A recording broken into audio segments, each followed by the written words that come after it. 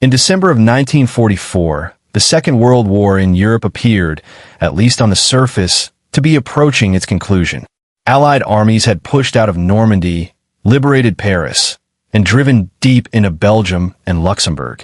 Many soldiers believed the German army was broken, surviving only on retreat and delay.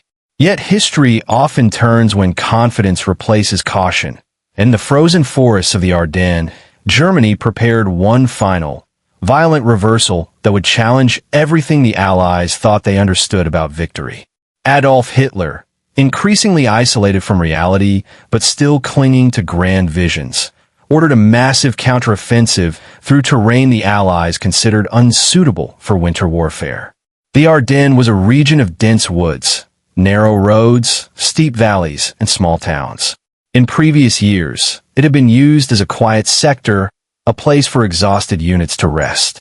Hitler saw opportunity where others saw limitation.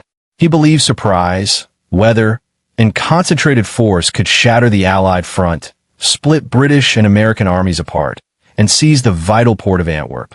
It was a desperate plan, but desperation had become the defining feature of German strategy. On the morning of December 16, 1944, under heavy cloud cover and bitter cold, the German army struck. Artillery thundered across the frozen landscape, tearing into American positions with shocking intensity. Infantry advanced through the trees while tanks pushed along icy roads, often unseen until they were dangerously close. The weather grounded Allied aircraft, removing one of their greatest advantages. Units that expected a quiet winter suddenly found themselves under full-scale assault. Confusion spread quickly as communications broke down and defensive lines collapsed. The German advance created a deep bulge in the Allied front, forcing commanders to react under extreme pressure. Roads became clogged with retreating units, refugees, and supply convoys struggling through snow and ice. Every bridge and crossroads took on new importance. Among these, one small Belgian town stood out above all others. Bastogne was not large, nor was it heavily fortified, but it sat at the center of a critical road network. 7 major roads passed through it, making it the key to movement in the southern Ardennes. Whoever controlled Bastogne controlled the flow of men, fuel, and armor. Recognizing its importance, Allied commanders rushed reinforcements toward the town. Among them was the 101st Airborne Division, an elite unit known for its actions in Normandy and Operation Market Garden. The men of the 101st were paratroopers, trained for rapid deployment and fierce combat, but they were not prepared for what awaited them. They were rushed into trucks with little notice, often without winter clothing, heavy weapons, or adequate supplies. Many assumed they were heading for a short defensive assignment. Instead, they were being driven straight into the center of storm. As the 101st Airborne arrived in and around Bastogne, German forces were already closing in. Armored divisions advanced from multiple directions, sealing off roads and cutting supply lines. By December 19th, Bastogne was surrounded. The town, along with thousands of American soldiers inside it, was completely encircled by enemy forces. There would be no easy retreat, no quick reinforcement. What remained was endurance. Inside the pocket, conditions deteriorated rapidly. The cold was relentless, biting through thin uniforms and worn boots. Snow and ice covered the ground, and foxholes froze solid overnight. Medical supplies dwindled as wounded soldiers filled basements and cellars, turned into makeshift hospitals. Food was rationed. Ammunition was counted round by round. German artillery fire was constant, shaking buildings, tearing trees apart, and reminding every defender that the enemy was patient and confident. From the German perspective, Bastogne appeared doomed. Their commanders believed the Americans inside were exhausted, undersupplied, and psychologically broken. The weather continued to favor the besiegers, keeping Allied aircraft grounded and preventing air resupply. To the German army surrounding the town, this was a classic encirclement. History suggested only one outcome. The question was not whether Bastogne would fall, but how long the Americans would resist before surrender became inevitable. It was within this moment of apparent certainty that the stage was set for a dramatic reversal, one that would challenge German assumptions and transform Bastogne from a trapped position into a symbol of unbreakable resolve. As the siege tightened around Bastogne, time itself became an enemy for the men trapped inside the encirclement. Each passing hour brought colder nights, heavier shelling, and deeper uncertainty. The American defenders were not only fighting the German army pressing in from every direction, but also hunger, exhaustion, and the creeping fear that relief might never come. For many, the question was no longer how to win, but how long they could endure. German forces surrounding Bastogne represented some of the most experienced units remaining in the Wehrmacht. Panzer divisions, supported by infantry and artillery, established firing positions on the high ground around the town. From these vantage points, they could observe movement, adjust fire, and slowly tighten the noose. Roads leading in and out of Bastogne were controlled by German armor, turning every attempted breakout or resupply effort into a deadly gamble. To German commanders, the situation appeared textbook perfect. Inside Bastogne, leadership played a critical role in preventing collapse. Brigadier General Anthony McAuliffe, acting commander of the 101st Airborne Division, understood the psychological danger of encirclement. He moved constantly among the troops, projecting confidence even when resources were nearly gone. Orders were clear and simple. Hold the line, conserve ammunition, and prepare for repeated attacks. There would be no talk of surrender, not even as a possibility. Morale, fragile as it was, depended on that certainty. On December 22nd, the Germans attempted to formalize what they believed was inevitable. Under a white flag, German officers approached American lines carrying a written demand for surrender. The message was carefully worded, threatening total destruction if resistance continued. It was designed to break the defenders while by appealing to logic and survival. The Americans were surrounded, outnumbered, and cut off. According to every traditional rule of warfare, surrender was the rational choice. When the demand reached General McAuliffe, his initial response was disbelief, followed by irritation. To him and to the men around him, the idea of surrender was almost absurd.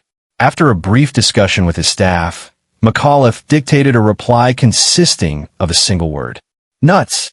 The message, both dismissive and defiant, was delivered back to the German officers. Once explained, its meaning was unmistakable. The Americans would not surrender. The response shocked German commanders. It was not merely the refusal itself, but the tone. Nuts conveyed contempt, confidence, and an unspoken promise of continued resistance. It suggested that the defenders believed something the besiegers did not. Still, German officers remained convinced that time was on their side. Words could not replace food, ammunition, or medical supplies. Without relief, Bastogne would eventually break. German attacks intensified after the refusal. Infantry assaults probed the American lines, while artillery fire increased in volume and accuracy. Tanks attempted to smash through defensive positions, only to be met by desperate but effective resistance. American soldiers used everything available, including bazookas, mines, and captured weapons, to stop the armored thrusts. Every attack was repelled at a cost, but each successful defense reinforced the belief that holding on was possible. Despite the defiance, reality inside Bastogne remained grim. Medics worked non-stop, often without morphine or proper bandages. Wounded soldiers lay shoulder to shoulder in dark, freezing cellars. Food rations were reduced to the bare minimum, and ammunition stocks fell dangerously low. Many soldiers fired only when they were certain of a hit. Silence between engagements was filled with the sound of distant artillery and the wind cutting through ruined streets. Above all, the weather continued to seal Bastogne's fate. Thick clouds and snowstorms kept Allied aircraft grounded. Without air support or resupply, the defender situation could only worsen. German commanders watched the skies, confident that nature itself was fighting on their side. They believed the Americans were isolated not only by tanks and guns, but by winter itself. Yet beneath the exhaustion and cold, a stubborn certainty took root among the defenders. They believed relief would come, not because of logic, but because surrender was unthinkable. That belief, fragile and unproven, would soon be tested by a moment that neither side could have predicted, a moment that would forever change how the siege of Bastogne was remembered. By December 23rd, the siege of Bastogne had reached a critical point. Inside the encircled town, American supplies were nearly exhausted. Artillery units rationed their remaining shells to a handful per day.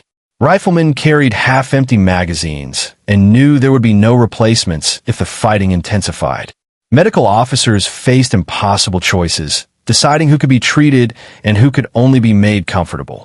The cold tightened its grip, freezing the ground so hard that digging new foxholes became almost impossible.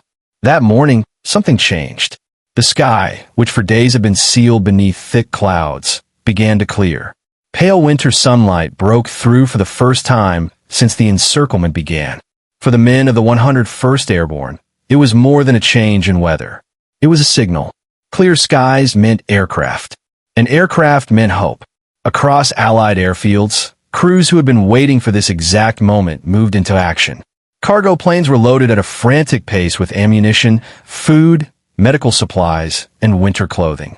Fighter escorts prepared to clear the skies of any remaining German aircraft. For days, the Americans inside Bastogne had been holding on by faith alone. Now, that faith was about to be answered. Shortly after midday, the distant sound of aircraft engines reached the town. At first it was faint, almost uncertain, but it grew louder with every passing second. Soldiers looked up from frozen foxholes and shattered streets, shielding their eyes against the bright sky. What they saw was something few of them would ever forget. American planes, not a handful, but hundreds, appeared overhead, flying in tight formation toward Bastogne. In total, 241 U.S. aircraft took part in the resupply mission.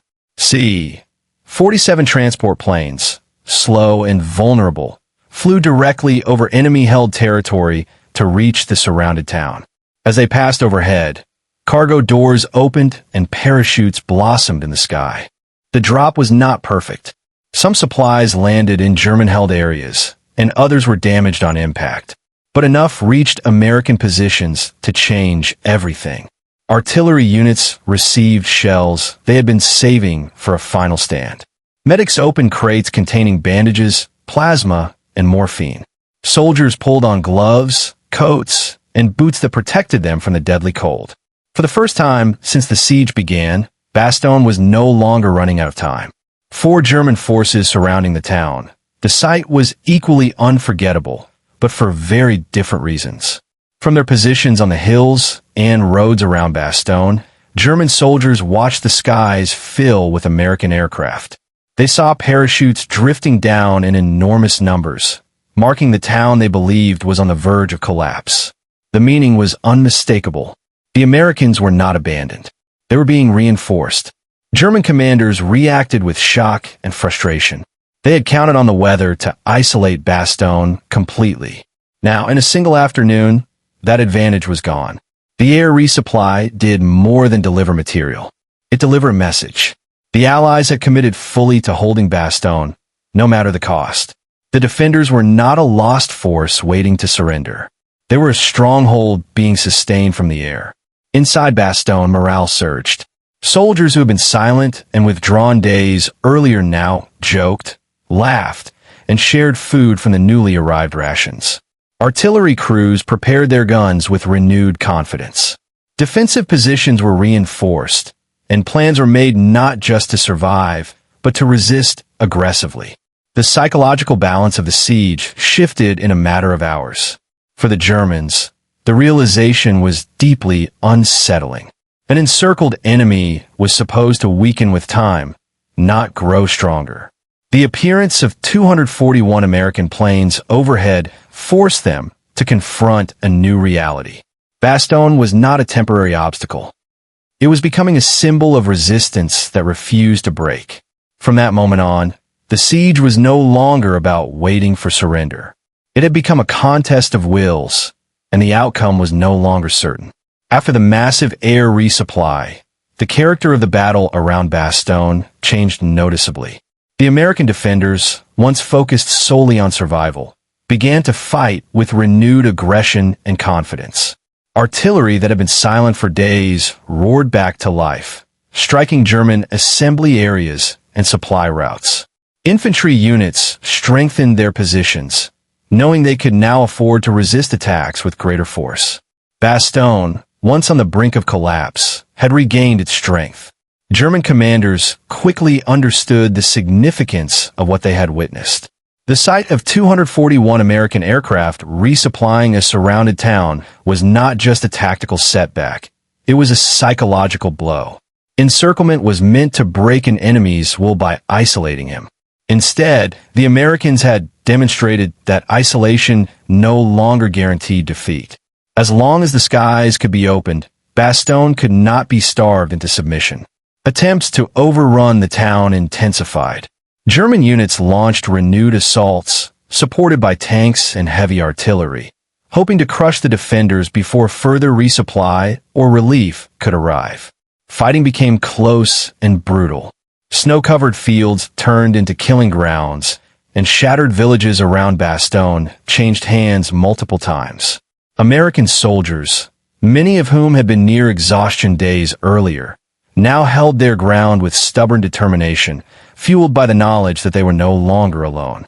From German observation points, the contrast was clear.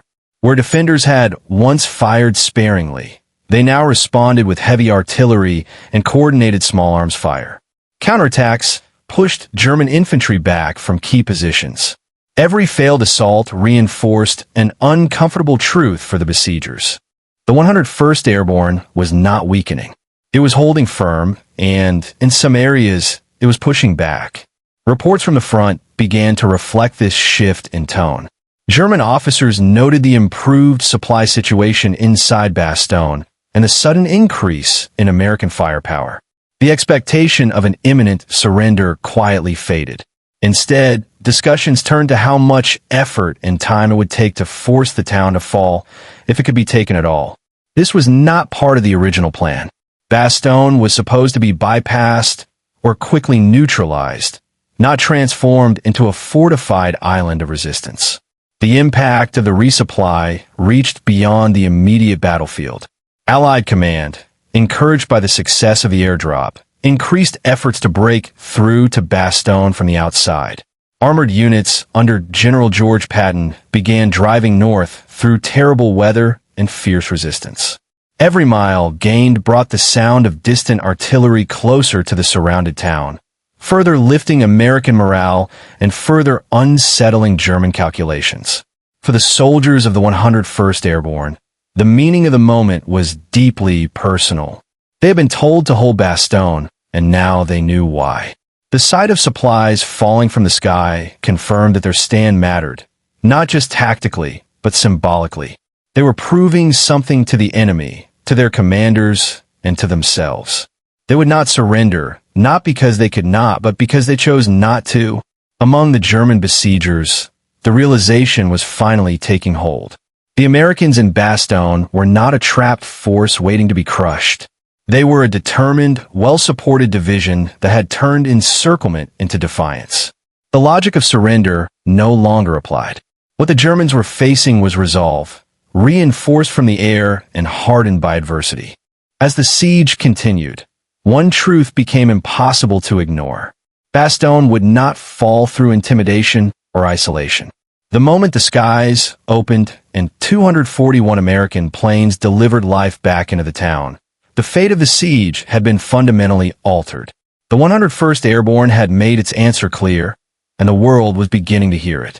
As the days passed after the air resupply, the situation around Bastogne continued to evolve, but the central truth had already been revealed. The German plan depended on speed, shock, and the collapse of American resistance. Bastogne was supposed to be a brief obstacle, a crossroads to be seized or bypassed. Instead, it became an anchor that slowed the entire German offensive and drained precious time, fuel, and manpower. German units surrounding the town found themselves locked into a costly stalemate. Every renewed assault met stiff resistance from American defenders who now had the means to fight back effectively. Artillery strikes no longer went unanswered. Infantry probes were met with disciplined fire. The psychological advantage the Germans once held had evaporated. What remained was frustration and the growing awareness that the window for victory in the Ardennes was closing. Inside Bastogne, coordination improved as supplies stabilized. Defensive lines were reorganized, overlapping fields of fire were strengthened, and communication between units became more reliable. The defenders were no longer improvising out of desperation. They were executing deliberate, controlled defense. Even as casualties mounted, the sense of purpose was unmistakable. The men of the 101st Airborne and attached units understood they were holding something far greater than a town. They were holding time. Beyond the perimeter, Allied relief forces pressed forward despite fierce resistance and brutal weather. General Patton's Third Army advanced northward, fighting through snow, mud, and German counterattacks. Every mile was contested, but the momentum had shifted. The German offensive, once powerful and fluid, was now slowed by overstretched supply lines and constant pressure. Bastogne, still holding, forced German commanders to divert forces they could not afford to spare. For German soldiers on the ground, the realization became personal. They had watched American planes drop supplies in full view of their positions. They had seen defenders grow stronger instead of weaker. Now they faced an enemy that refused to yield, even when surrounded. The belief that the Americans would eventually surrender faded, replaced by the understanding that Bastogne would have to be taken by force or not at all. This realization carried a heavy cost. Every day spent fighting around Bastogne meant fewer resources available elsewhere in the Ardennes. Fuel shortages worsened. Units became fragmented. Coordination suffered. What had begun as a bold offensive increasingly resembled a struggle to contain a problem that would not go away. Bastogne was no longer just a target. It was a symbol of resistance undermining the entire German plan. Among American forces, the story of Bastogne spread quickly. It became a rallying point, a reminder that determination could overcome isolation. The image of supplies falling from the sky, of paratroopers holding out against overwhelming odds, resonated far beyond the frozen town. It reinforced confidence at a moment when the battle as a whole still hung in the balance. As relief forces drew closer, the German besiegers faced an uncomfortable truth. The siege they believed would end in surrender had instead hardened American resolve. The 101st Airborne had not only survived encirclement, it had transformed it into a statement. Bastogne would not be the place where the Americans broke. It would be the place where the German offensive began to fail. By late December, the sound of distant artillery from the south became a constant presence inside Bastogne. It was the unmistakable signal that American relief forces were fighting their way closer. For the defenders, each rumble carried renewed energy. For the German besiegers, it was a warning that time was slipping away. The siege was no longer a closed system. The outside world was pressing in. German attempts to tighten the encirclement grew increasingly desperate. Units already stretched thin were ordered to hold ground under worsening conditions. Fuel shortages limited the movement of tanks. Ammunition supplies fell behind demand. The weather, once an ally, now turned against them as well. Clearer skies favored Allied air power, exposing German positions to relentless strafing and bombing runs. The advantage had shifted decisively. Inside Bastogne, the defenders sensed the change. Artillery observers coordinated strikes with growing precision, knowing they could now be resupplied. Patrols pushed outward, testing German lines and gathering intelligence. The Americans were no longer passive defenders. They were shaping the battlefield, forcing German units to react rather than dictate terms. Encirclement, once a source of fear, had become a manageable condition. On December 26th, the siege was finally broken. Elements of the U.S. 4th Armored Division punched through German lines and reached Bastogne from the south. The moment was understated but profound. There were no grand ceremonies, only exhausted soldiers meeting in snow-covered fields, sharing cigarettes, food, and quiet relief. Bastogne was no longer isolated. The stand had succeeded. For the German besiegers, the relief of Bastogne confirmed what many already knew. The opportunity to crush the American forces in the Ardennes had passed. The failure to force a surrender at Bastogne represented more than a tactical setback. It marked the collapse of the psychological momentum that the offensive depended upon. The Americans had endured the worst and emerged stronger. In the days that followed, German units began to withdraw under increasing pressure. The offensive lost cohesion, and the initiative shifted firmly back to the Allies. Bastogne remained a focal point, but now as a symbol of survival rather than encirclement. The roads that once trapped the 101st Airborne now carried reinforcements and supplies deeper into the battlefield. For the men who had held the town, the experience left an indelible mark. They had faced cold, hunger, fear, and isolation, yet refused to surrender. The sight of 241 American planes overhead had confirmed what they already believed. They were not forgotten. Their stand mattered, and in holding Bastogne, they had helped turn the tide of the last major German offensive in the West. The siege demonstrated a new reality of modern warfare. Air power could sustain isolated forces and break the logic of encirclement. The Germans had learned this lesson the hard way. What they saw over Bastogne was not just resupply. It was the visible proof that the 101st Airborne would never surrender, and that the war's momentum had shifted beyond their control. In the aftermath of the battle, the significance of Bastogne reached far beyond the frozen roads and ruined buildings of the Ardennes. What had begun as a desperate effort to hold a crossroads became one of the most powerful symbols of Allied determination in the Second World War. For the German army, the siege was a harsh lesson in miscalculation. For the Allies, it was proof that discipline, leadership, and air power could sustain resistance even under complete encirclement. German commanders who had once confidently predicted surrender were forced to re-examine their assumptions. The sight of 241 American planes resupplying Bastogne remained etched in their memory. It was the moment when traditional rules of siege warfare failed. Encirclement no longer guaranteed isolation, and isolation no longer ensured collapse.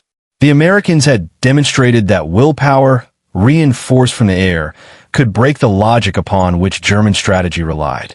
For the soldiers of the 101st Airborne, Bastogne became a defining chapter of their identity. They had endured cold that numbed the body, hunger that weakened the spirit, and fear that tested every instinct for survival. Yet they had held their positions, not because escape was impossible, but because surrender was unacceptable. The brief, defiant reply of "nuts" came to represent a mindset shared by every man in the line. Resistance was not a calculation. It was a decision. The broader impact of the stand at Bastogne was felt across the entire Western Front. The delay imposed on the German offensive allowed Allied forces to regroup, reinforce, and counterattack. Fuel shortages and lost momentum crippled German operations, turning what was meant to be a decisive breakthrough into a costly failure. Bastogne, held against overwhelming odds, became one of the key factors in breaking the final German gamble in the West. In the years that followed, historians and veterans alike would return to the moment when the skies opened over Bastogne. The image of supply parachutes drifting down as German besiegers watched from surrounding hills captured something essential about the battle. It was not simply a logistical success. It was a psychological turning point. In that moment, the Germans realized that the Americans inside the town would not surrender, and that the siege had already failed in spirit, if not yet in fact. Bastogne's legacy endures because it speaks to a universal truth of warfare and human endurance. Material strength matters, but belief matters more. When the 101st Airborne held Bastogne, they proved that an isolated force, supported by trust and resolve, could withstand pressure that should have broken it. The German besiegers saw this clearly as the supplies fell from the sky. What they witnessed was not just resupply. It was the visible expression of a refusal to yield. The stand at Bastogne did not end the war, but it shaped its final months. It reinforced Allied confidence and exposed the limits of German power. Above all, it left behind a story that continues to resonate. A surrounded town, a desperate winter, and a moment when 241 American planes deliver a message that no demand for surrender could erase.